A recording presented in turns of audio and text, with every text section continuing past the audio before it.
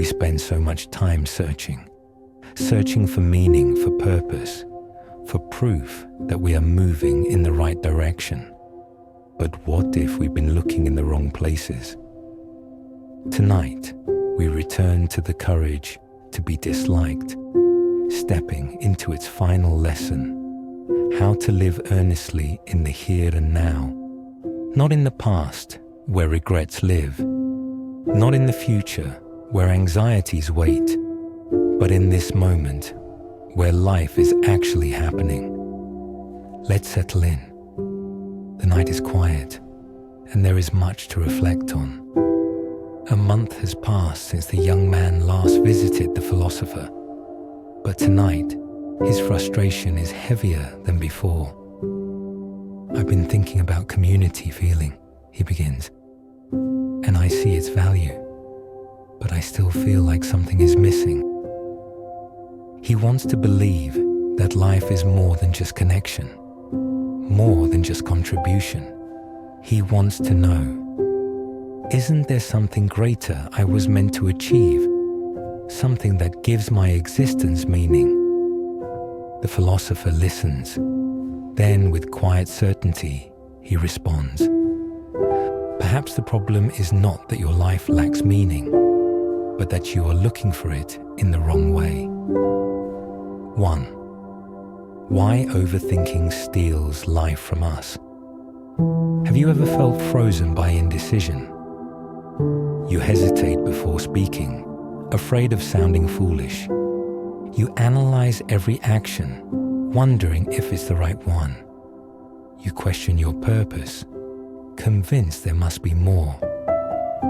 The young man confesses that he feels paralyzed, as if he is waiting for some grand revelation before he can truly begin living. But the philosopher shakes his head. Excessive self-consciousness stifles the self. When we are too focused on ourselves, on how we are perceived, on whether we are good enough, on whether we are living correctly, we become prisoners of our own minds. We tell ourselves, I'll be happy when I figure everything out. I'll start living when I find my true purpose. I'll relax once I have all the answers. But the truth is, life does not wait for us to be ready. The more we overthink, the more we delay truly experiencing life. And one day, we look up and realize that while we were busy searching for meaning, we missed the moments that were meaningful. 2. The difference between self-affirmation and self-acceptance. The young man frowns. So what's the answer? Just be more confident. But the philosopher corrects him. Not confidence, acceptance. There is a difference between self-affirmation and self-acceptance. Self-affirmation is telling yourself, I am the best. I can do anything. I am better than others. But self-acceptance is saying, this is who I am right now. I have strengths and I have weaknesses, and I am still worthy. The young man hesitates. But doesn't that mean settling? If I accept myself as I am, won't I stop improving? The philosopher smiles. Number.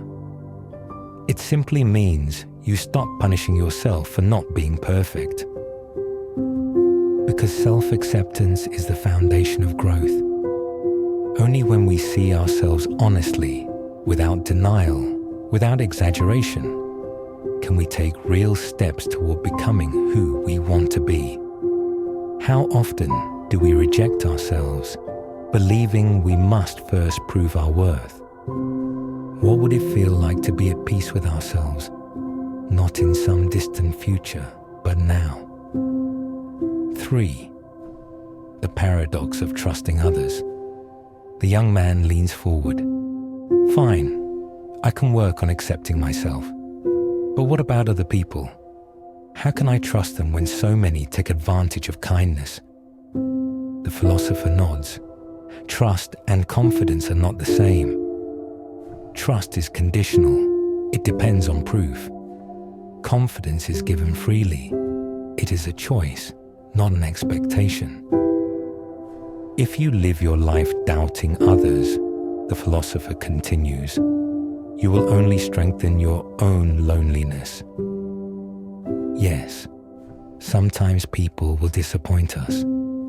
Yes, sometimes we will be hurt. But if we build our relationships on doubt, on constantly looking for signs of betrayal, then we destroy connection before it even begins.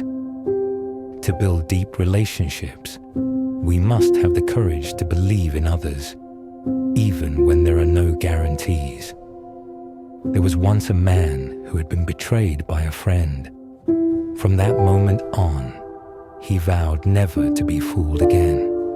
He questioned every act of kindness. He second-guessed every friendship. And in doing so, he prevented himself from ever forming a true connection again. Because when you approach others with doubt, they will sense it. And when people sense doubt, they pull away. So who was really responsible for his loneliness? 4.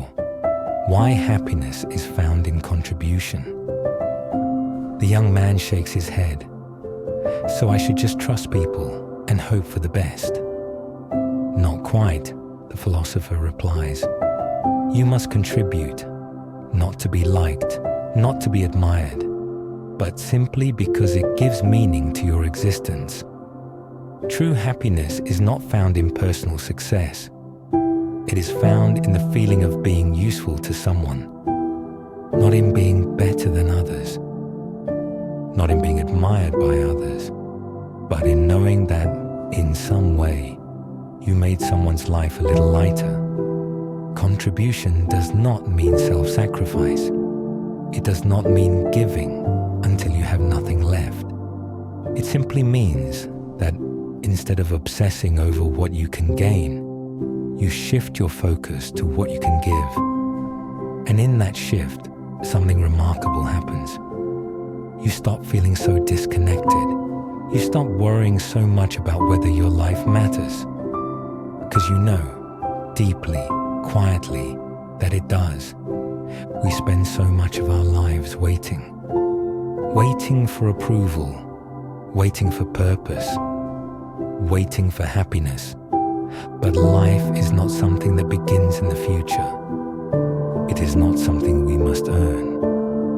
Life is happening now, and perhaps the greatest act of courage is not in chasing the extraordinary, but in simply being present for the moments that matter.